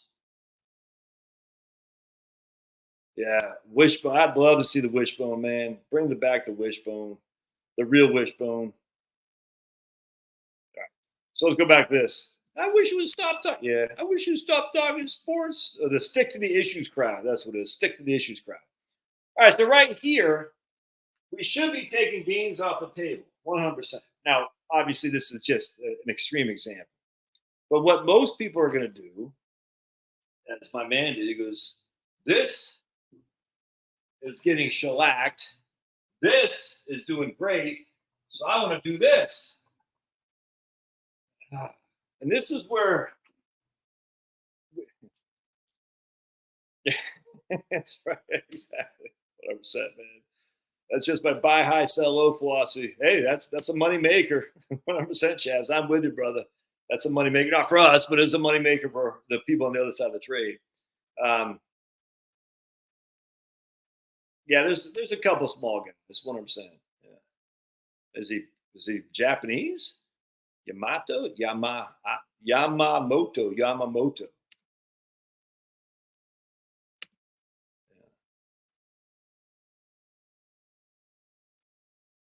Well, actually, read the there's when National Review used to be good. They had a great article on Jackie Robinson. I did a video on that probably 4 years ago with Branch Rickey. It was amazing.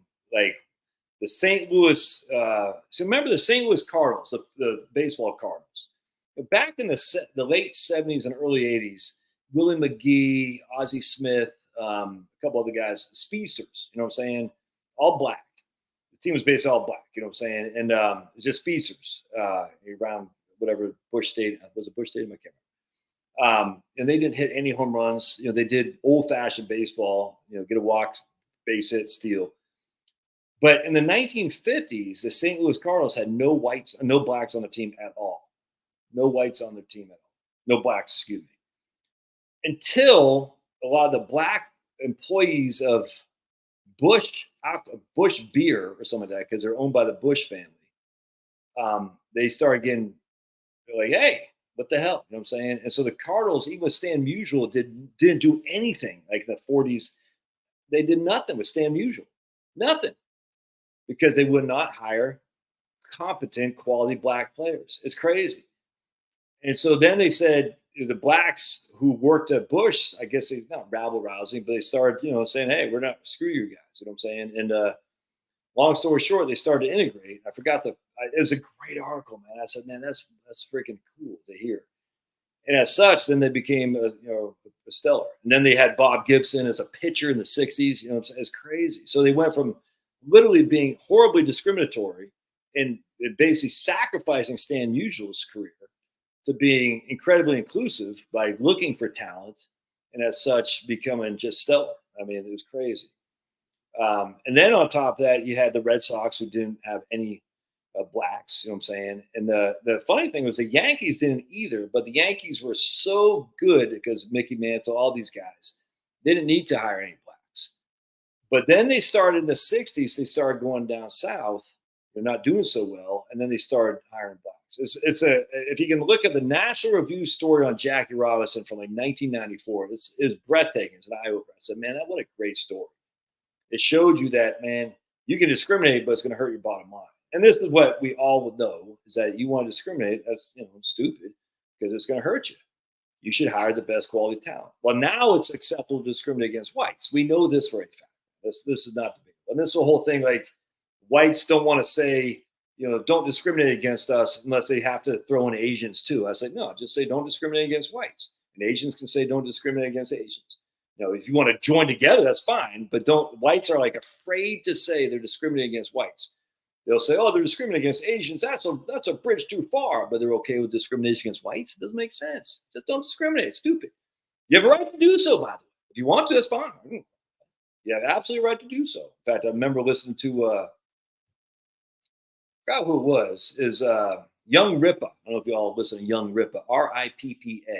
And he's like a comic book guy on YouTube I like a lot. He's like a libertarian guy. He's saying, I love when people tell me they don't like blacks. Not that it happens because I love it. I mean, I just won't use your store. I got to just, if you don't want my money, I'll go spend it someplace else. He says, that's great. I completely agree. Don't make a law against it. It's already ingrained in the law, but you can't make a law in favor of discriminating against a group of people. That's you can't do that, which is what's happening right now. 100%. I completely agree. Football players deserve millions. That's why I'm so glad to see them in college getting paid 100%. All these coaches, I think we talked about that last time. Asians are not made for physical sports. All the ones who are pro are the outlier. Yeah, 100%. We had a Pack. Remember Pack for the Penguins? He was a Korean a long time ago. Remember Pack? Homer. Homer is our resident Asian, by the way. We do have one Asian on the channel, is Homer. So he does fit our diversity quotas. Every now and again, my man, what's his name, Anthony or something like that, be our resident black guy.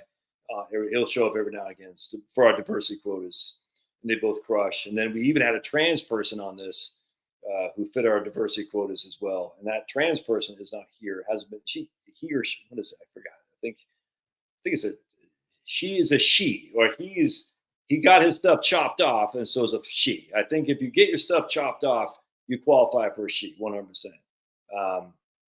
The hell with Georgia, right on, man. Well, I don't have it, but I have my Georgia Tech fleece on.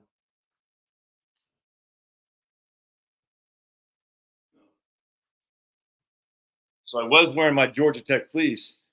Are you the team? Yes, I am, Marie. And you're our resident Pennsylvanian for geographic diversity. Let's add Jimmy the Greek, who should play quarterback. 100%, man. That is funny. Oh, that's funny. No one's chopping off my junk. Well, we're all better not thinking about that. Okay, so all right. So let's go back. I appreciate you guys allowing me to diatribe. So make it fun, man. Just go off for me. Just go off tangents. It's fun, man. Please, and if someone does chop off your junk, Celtic, we'd rather not know. If you know what I'm saying. If you get your stuff chopped, you're a she. Yo, man, perfect. That good point, Jill. That's a good point. Still not gonna.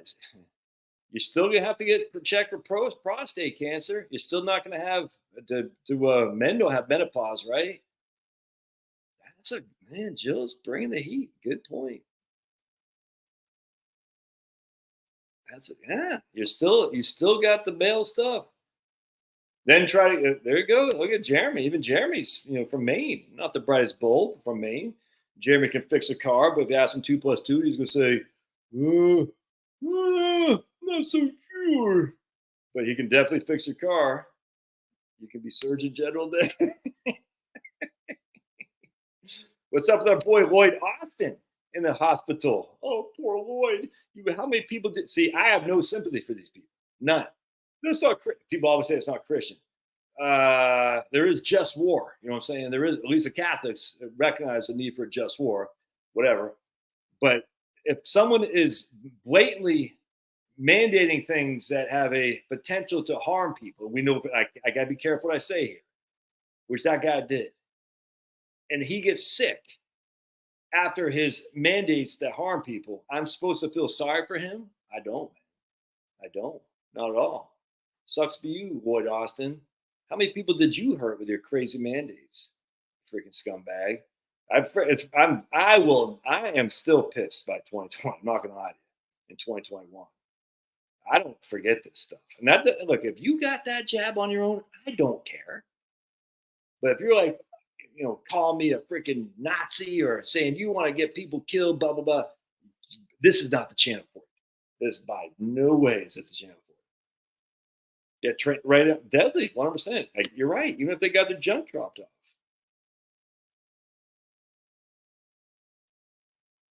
Good Jill. DNA in every cell body is one or the other and cannot be changed. Anyway, I hear my wife tell me Lloyd Austin's, I like no sympathy, none whatsoever.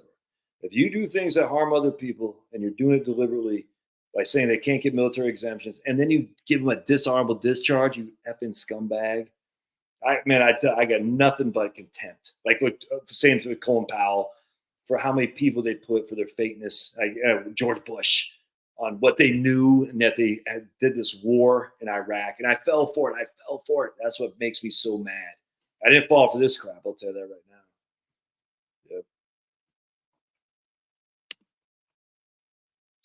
Yep. He forced it in big man. Oh, 100%. I remember he had a mask, a shield on. I mean, what a freaking scumbag. All right, so let's just go back. So anyway, the point being here is we've got to avoid rear view mirror investing. We have to. I mean, if you've been making 19% a year for 10 straight years, man, I'm not saying get out. I'm just saying you don't even have to rebalance. But we don't sell things that have underperformed to buy things that have outperformed. That's not good. I don't even necessarily believe in rebalance. I think my man Joe Kuhn did a video. Did any of y'all DOG wants to arrest people on 1/6 that were outside the Capitol. Crazy. So Steven says, if both wife and I get Social Security that are about the same amount, how does it work if one get? Nah, you're basically not. There's not going to be a spousal benefit. Just not, because if you're getting 3,000 and she's getting 2,800, the spousal benefit for her would be 1,500, which is lower than her own. So if you're getting pretty close to the same Social Security, spousal benefits, there's no spousal benefit. So we got to be careful. We don't want to be rear view looking investing. We don't want to say, hey, this did well, this did poorly, thus I want to sell the thing that did poorly. Now, look, if like this guy had a couple of stocks that were getting beaten up, that's fine. If you want to sell those stocks, that's fine. We're talking funds here, though. You know what I'm saying? And I sit there and I'm just like, does this mean long-term bonds are going to do better? No, not necessarily. But do you think these are going to do this well again? I mean, it could. We're not saying sell everything here. I'm just saying rebalance. That's the whole point about rebalancing. That's why I don't believe this necessarily, but rebalancing is the only free lunch, is what Markowitz or some guy said. That if you rebalance, you're probably going to increase your returns. I don't know that to be true. I think it's kind of, you can't say that for sure. We don't know. But where is the more opportunity? Something that was up 20% a year for 10 years, or something that's up 2% a year? And kind of what actually people do, Jeremy, is they say, I'm going to pick whichever has done better. So what's done better? And I told him, I said, look, I think you're falling into the need to do something. Everyone at the end of the year has a need to do something. You know what I'm saying? And a lot of times they'll say, this is heavy in the black, and this is heavy in the red. So I'm going to get out of the thing that's in the red and go to the black. And again, you're not going to have an extreme like this in most portfolios. But I would just advise you probably not. I'm not rebalancing. But that's what I'm saying about my man Joe Kuhn. I think Joe Kuhn was saying he was going to change based on interest rates. That's not market timing. It's just FYI. I got no qualm. I didn't watch the video, and I love Joe Kuhn, but I didn't. I don't know why Coca-Cola increased. Hey, Jennifer. Hey, Jennifer. Here she is. Why did Coke increase so much recently? I don't know. I don't like that Moderna increased so much recently. That kind of creepy. That tells you Nancy Pelosi's buying stock. Probably because Nancy Pelosi and all the Congress people are buying stock. Yeah, I wouldn't even, we're not picking though, Jim. That's the issue. In this case, picking is not investing. What we're doing is we're trying to get a diversified portfolio and manage it diligently, mostly just keeping hands off. But if you do find you got a case like this, we want to take some gains. I'm just telling you right now, we want to take some gains. Yeah, that's right. Happy January 6th. Yes, sir. Yeah, like right here. Look at my man, 70%. So in this case, this is a perfect example. Yeah, that's right. Happy January 6th, everybody. Dude, you see that Ashley Babbitt's family is suing the federal government for murder or whatever it was, and the boys at the I forgot what company's doing. What's Tom Fitton's group is Judicial Watch is representative. So man, that's fantastic, because that freaking scumbag Lieutenant Byrd is a scumbag. He should be in jail. Where's Black Lives Matter? Where's the freaking? I just is freaking nuts. They can all kiss my ass. You sound hostile, Josh. Yeah, I do. I am hostile, because that woman died, was murdered by a freaking horrible cop.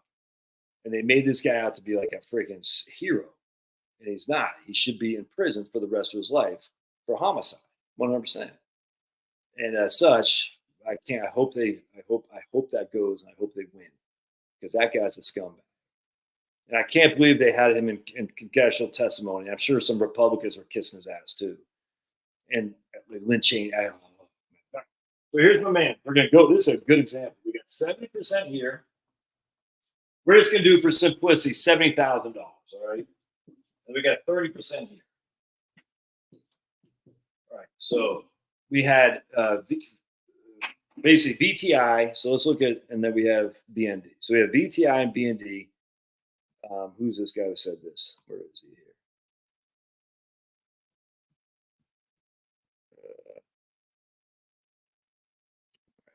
So we're going to go over to Vanguard, and we're going to look at VTI. So let's look at VTI and see what's done.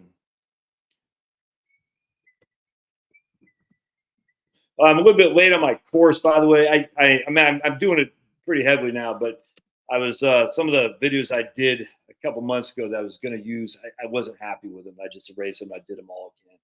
Um, it's one of those things. You don't want to be the perfect to be the enemy of the good, or the good to be whatever that is. But you watch it like, yeah, it didn't quite do it for me. And I've done it the last 2 weeks. I've done a lot of videos and I've erased a lot of them because it just wasn't there. You know what I'm saying? And so I'm still working on it. I'm pretty heavily, actually. So I plan on being done here pretty soon. But just in case you're wondering, I want it to be good. I don't want it to just be, throwing something out there. I want it to be good. I want so, Jill, when she watches it, she'll say, "Oh, I understand how bonds work." That's what I want. I want Marie, when she watches it, she goes, "Oh, I understand about rebalancing in terms of like what we're talking about here a little bit." That kind of stuff. I understand how I can go on and place a trade, for instance, on Schwab.com or whatever like that. That's what I'm looking for. And I felt like some of the stuff was it wasn't good. It was good. It just wasn't good enough, if that makes sense. So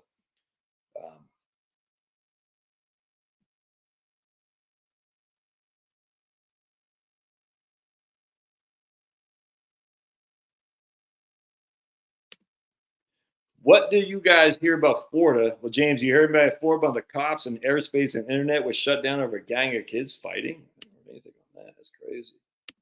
All right, so let's look at VTI. For 10 years, VTI has averaged 11.44% a year. All right, so we take our trusty calculator out of my pocket here. 11.44, 11.44. So that 70,000 is now 295. All right. Now we're going to go to BND.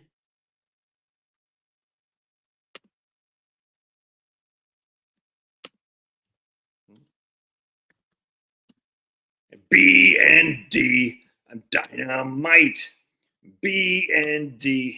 I'll win the fight. I'm sure that's I'll get banished for copyright infringement because I sound so much like Bon Scott. All right, BND averaged 1.79. All right, so we got 30,000. Present value of 1.79. So, oops, 30,000.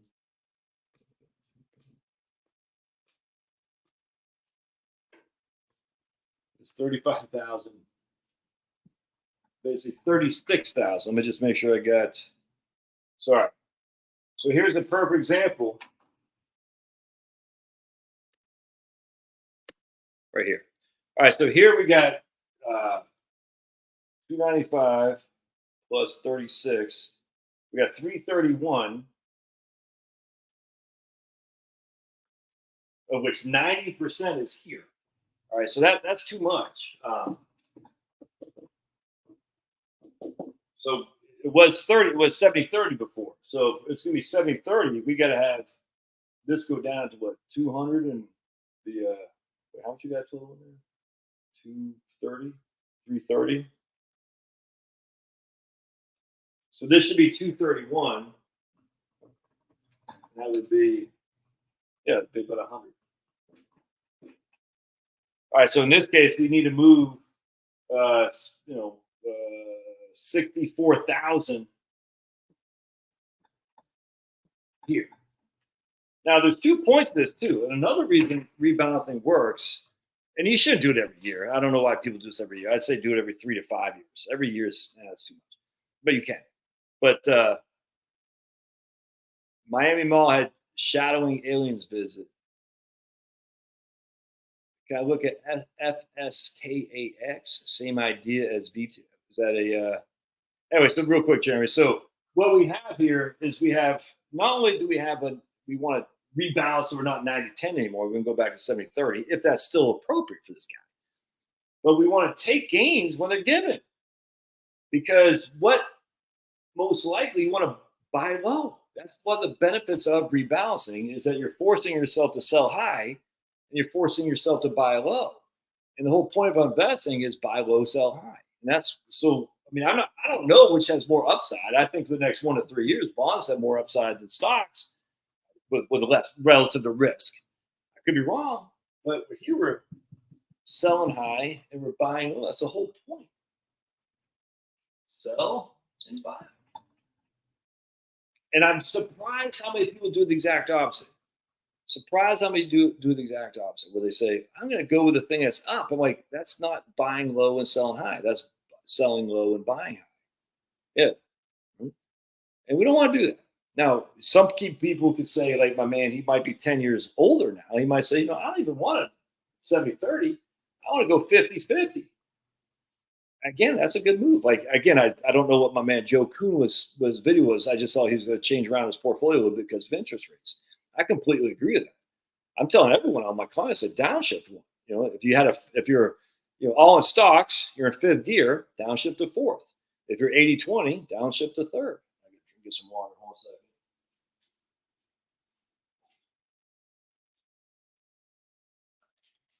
And the reason for that is simple: is that the bond market has serious more upside for the risk relative to stocks in the next 1 to 3 years. 100%, because the rates are so good relative to the best they've been in many, many years, and the risk is behind us. We got clobbered in 2022, and we came back a little bit in 2023, but not nearly as much. And now, did you hear about the great some CNN, or I don't know, it wasn't CNN, it's local news, the through the roof jobs report. I said, really? 221,000 jobs? That's through the roof? That never was through the roof before, but they always revise previous job reports to the low end. Every single month they do that. So they said, yeah, it was a blowout jobs report last month, but we're going to revise it lower. I said, man, you guys are kidding me. But yeah, but I don't know. I mean, it's not too late. Just because it's down 5%, I mean, he's still sitting pretty, man. That's fact. Yeah, we don't know, Ted. I use a permanent portfolio to hedge and cash hedge against other holdings. So Jeremy asked about FSKAX. So I don't know what that is. So let's look at FSKAX. FSKAX. Let's see what that is. Oh yeah, it's just Jeremy. That's the Fidelity version of BTI. Yeah, same thing. Total stock index. I got no problem with that. Yeah, it works. I like it. I got no qualm at all, man. It's a total stock index, probably a little bit more expensive in fees, I imagine. Expense, but oh, by the way, just as a side note, oh no, it's 1 basis point. Holy crap! This is only 1 basis point. So Fidelity Total Market Index is actually cheaper than Vanguard. The job reports are 2/3 government and healthcare. Not good for the little guy. 100%, man. 100%, Marie. Yeah, so Jeremy, that's fine without question. And remember, the total market index is the entirety of the U.S. stock market, of which 70% is the S&P 500. All right, and if you think about the S&P 500, right now, I'm throwing this out there. I don't know this for a fact, but imagine it's probably 60 to 65% in growth and 35 to 40% in value. Don't quote me on that, but given somebody, I think Celtic Spirit said the seven, we had the magnificent seven of the last year or so, all growth stocks. They've definitely led to a growth tilt down the S&P 500. So point being is the total stock index has growth and value in there, and small and mid and heavily in large cap. So it covers everything. So you don't need to rebalance if you have the total market index. You have everything in there you need. Now, again, it has the growth tilt. So some people say, you might want to take some of the gains off the table in the S&P 500 and move it to value stuff. I don't really have a problem with that. I find it to be somewhat redundant. I'm like, you still got a bunch of value stuff. How many funds are 457 are sufficient to diversify? 2. Total bond index, total stock index, and you are good.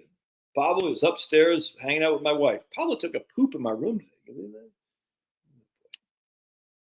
Yeah, Joe, what a clown. I didn't see it. I could care less what Joe says about Valley 4. It's just, what an evil son of a bitch, though, man. That guy. I like Jeff Gundlach on some of his stuff. I'm a fan, man. I read a lot of his writings. Probably every couple weeks, I'll read some Jeff Gundlach. Harry Brown's Permanent Portfolio. I think that is. Yes, sir. Was that 25% cash, 25% gold, 25% stocks, and 25% bonds or something like that? All right. Yeah, so just remember, guys, diversification, you don't need much. You certainly don't need 8 funds to be diversified. You just don't. I mean, if we just get the total bond index, total stock index, that I know, right? I couldn't believe it. Can't believe it. Took a poop in my room. I was like, dude, what's up with that? Yeah, no, right on. Free tired. Yeah, keep it simple, man. I mean, literally, so the total bond index is the entirety of the U.S. bond market. The total stock index is the entirety of the U.S. stock market. You got everything covered there. Now, there's no international stuff. I don't have any international stuff myself. I'm not saying you shouldn't because I don't know you, but I don't see a need for it. I mean, if you think about how much of our largest companies are negotiating prices and products and imports, exports overseas, we're all intertwined. That's for sure. But all right, what else, guys? And get on out of here. What's the score of the Colts and Tejans? The Tejans, the Texicans, if you will. Hopefully, the Colts are come back. Gardner Minshew and Uncle Rico. But we're watching Falcons tomorrow. I'd like to see the Falcons beat. I was thinking about going to Carolina. Index funds or ETFs, as either one, man. I frankly, I like index funds just because they're a little bit easier. ETFs, you actually have to place a trade in there. Index funds, you don't. But it's either one, man. If you get the total bond or total stocks in an ETF, VTI is a Vanguard ETF, VTSAX is a Vanguard mutual fund. It's literally the same thing. Whoa, 14.6. Yeah, she did. CJ Stroud looked good. I am taking clients. My website, Heritage Wealth Planning. You can look that up, heritagewealthplanning.com, and you'll see. I forgot what it says. Actually, I haven't looked at my website so long. It's pretty boring, but I haven't done any. I haven't done anything on my website. I haven't written an article for a couple months now because I'm really focusing on this course, believe it or not. I like to read too. That's the thing is, I actually very much enjoy reading, and so the part of doing the course and writing, it takes me away from reading, and I guess and I do like to read. Weighted or non-weighted total market index though.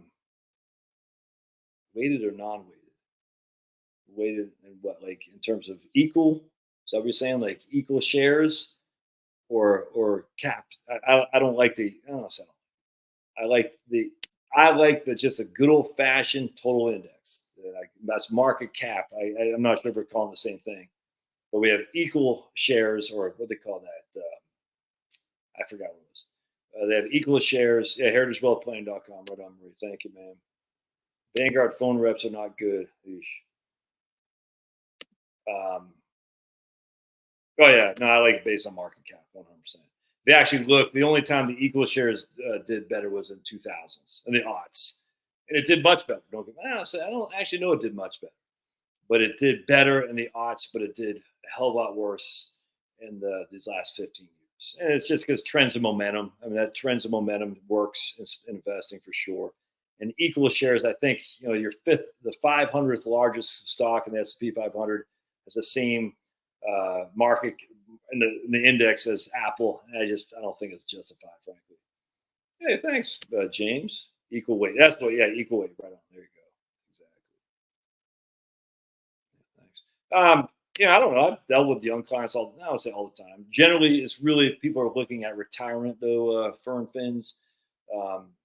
And when I mean retirement, like they're thinking about it. It's like the next 5 years, 3 years, something like that. If you're just like, I just need a retirement check-in, that's not really me. I don't think my fees warrant that, frankly. What I mean by that is I think my fees are too high for guys like, I'm going to retire in 12 years. I just want to make sure I'm checking in. I'm good to go. You can pay me. I'll take your money. I just don't think you're going to get a whole lot of value out of that. I just think watching the channel would give you the value, everything you need for sure. But yeah, I mean, if someone wants to relieve their wallet, I'm happy to take them on. I just, be advised. we're really looking at, can I retire? Or I just recently retired. I just want to make sure we're good to go. But if you're 12 years out, and I don't know if you are, but if you're not, then I deal with a lot of guys who are FBI, civil servants and whatnot, who are retiring at 50. And before people scream bloody murder, there's government bureaucrats. No, these guys, a lot of these guys bust their ass, man. I'm just telling you, as much as I can't stand the FBI with their, January 6th stuff, fraud with Half Whitmer, the case where they try to kidnap Half Whitmer. A sizable majority of FBI guys and Border Patrol guys and probably even CIA guys are doing good stuff. That's U.S. Marshals like my man Chris Barfield. The vast majority of these guys are crushing. You can't let a few bad apples ruin the whole thing, because a lot of these guys are doing great. And I've dealt with lots of different government workers too, and they're working their asses off. Are some losers? Yes. Any industry, any organization can have some losers.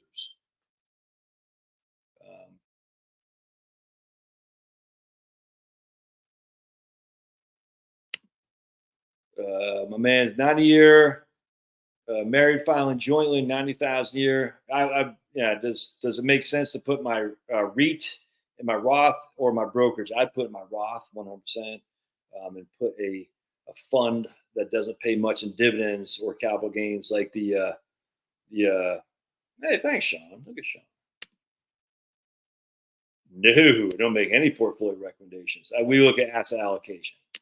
We say, hey, are you too like this? This is what we talk about. My portfolio recommendations are index funds. I say, yeah. Because people say, hey, should I have this? I said, man, just buy the index and be done with it. But, people say, should I rebalance? And I would talk about that for sure. All right. Giving expenses and investments. I think for someone who's 12 years out, you can give them the long runway and see where their money will be at that time. Yeah, 100%, but I'm not going to change my fees for that, Marie. And my fees are, in my opinion, too high for that kind of stuff. That's not, there's a lot of prognostication there. We just don't know. It's such a wide range for that. I don't think it's worth it. 100%, tons of ways. When I was at USA, I used to see some of these guys. I'm like, how are these guys even? All right, I'm gonna get out of here. Vince Vaughn's got I don't know if it's new or not, but a movie called Arkansas. I like Vince Vaughn, actually. And that's out there. We just started watching half of Chloe and I, so we're going to go watch the rest. It's kind of fun. It's about some drug kingpin that Vince Vaughn is. And it's not, I wouldn't say like the Ozarks, that show, which I enjoyed, but it's more lighthearted, but I like it. So we're going to go finish watching that and go to bed. God bless, guys. Keep the peace in the Middle East, and we'll see you guys next time. Appreciate it. See ya.